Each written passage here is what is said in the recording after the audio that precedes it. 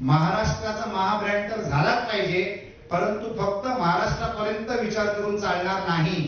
मराठी माणसांनी भारताचं नाव उज्ज्वल केलं पाहिजे आणि जगामध्ये एक भारतीय नागरिक काय करू शकतो हे घडवून दाखवायची आज पाळी आलेली आहे आणि सोपी पाळी आहे. म्हणजे आपण हे हमखास करू शकतो. फक्त एकत्र येणं गरजेचं आहे आणि सही निर्णय घेऊन सही पाऊल पुढे टाकणं याला फार अत्यंत जास्ती महत्व आहे.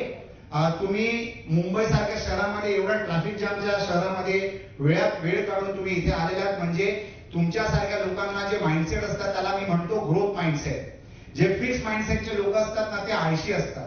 जे ग्रोथ माइंडसेटचे लोक असतात ना त्यांना जगातल्या कुठच्याही शहरातलं ट्रॅफिक थांबवू शकत नाही.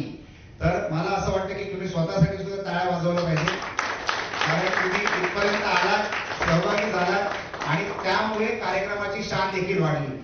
तर मी तुम्हा सर्वांना अभिनंदन करतो.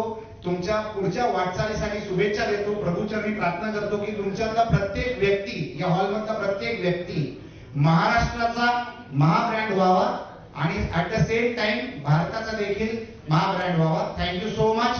God bless. जय हिंद, जय महाराष्ट्र. Thank you sir. मी आपल्याला स्टेजवर थांबण्याचीच विनंती करतो. सर प्लीज आपण थांबावं. जसं सरांनी सांगितलं की एक ब्रँड काय असतो, तर सरांकडे बघून आम्हाला नेहमी हेच वाटतं की सरांनी सांगितलं की आपला ब्रँड त्यांनी 4.5 लाख लोकांपर्यंत शिक्षण दिलंय. पण एखादा माणूस कुठे पोहोचला हे तर बघावंच, पण त्यांनी कुठून सुरुवात केली मला वाटतं हे बघावं. अगदी मला वाटतं मुंबईच्या चाळीमधून आपण सुरुवात केली आणि अतिशय जबरदस्त झेप घेतली. मी अमित सरांना विनंती करतो त्यांचा आपण सन्मान करायचा आहे. जोरदार टाळ्या झाल्या पाहिजे. थँक्यू राजेश असायडे सर यांचं. त्यांनी जसं मी म्हणालो की मुंबईच्या चाळीतून अगदी सुरुवात करून आज ते ग्लोबल सेंट अँजेलोस ग्रुप ऑफ कंपनीचे चेअरमन म्हणून कार्यरत आहेत. रिअल इस्टेट, त्याचबरोबर हेल्थ फोकस हॉस्पिटॅलिटी, तंत्रज्ञान, मीडिया, शाश्वत विकास अशा विविध क्षेत्रात सर आपण आपला ठसा उमटवलेला आहे. आणि एक भारी गोष्ट सर सगळं जाता सांगतो की सरांनी ती मेन्शन डायरेक्टली केली नाही, पण एका ब्रँडला मला वाटतं सरांकडे बघून आम्हाला हे कळतं की मोठं होतोय, त्याचबरोबर कुठे थांबवं सुद्धा हे कळायला पाहिजे. म्हणजे जसं कम्प्युटरच्या गोष्टी जेव्हा बदलल्या तेव्हा आपण कम्प्युटर एज्युकेशन मधून जो शिफ्ट केला आणि तो खरंच एक खूप मोठी गोष्ट आहे. त्यामुळे जोरदार टाळ्या. And very proud of you sir. Thank you so much. कुठच्याही बिझनेसला लॉन्जेटिव्हिटी महत्वाची असते. 1990s मध्ये मला संधी दिसली कम्प्युटर एज्युकेशन मध्ये, कारण आपले भूतपूर्व प्रधानमंत्री म्हणाले IT is not only India's today, IT is India's today, IT is India's tomorrow and IT is Indian territory. परंतु 2018 साली आम्ही ती कंपनी बंद केली, कारण आज कम्प्युटर एज्युकेशन तुम्हाला शाळेमध्ये आणि कॉलेजमध्ये मिळतं. त्या काळाची गरज होती म्हणून तेव्हा आम्ही तो बिझनेस सुरू केला.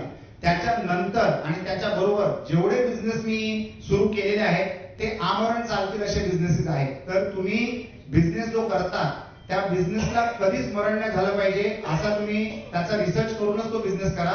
हे अत्यंत महत्वाचं आहे. दुसरी गोष्ट, तुम्ही जर बिझनेस करत असाल तर उधारीवाला बिझनेस करू नका, कारण मग तुमचा बिझनेस रिकव्हरीचा बनतो, प्रोडक्टचा आणि सर्व्हिसचा नसतो.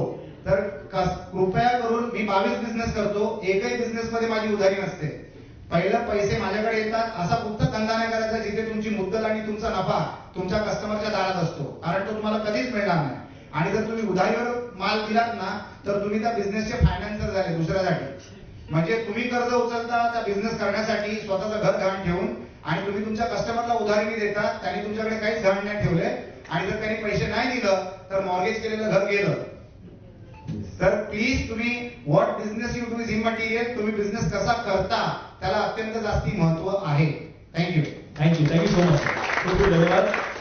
येस, मी म्हणतो की का आपण अशा कार्यक्रमांना असलो पाहिजे, कारण ह्या सगळ्या लोकांचे इतक्या वर्षांचे अनुभव आपल्याला अगदी क्रिस्प पद्धतीने या ठिकाणी ऐकायला मिळतात. सर खूप खूप धन्यवाद.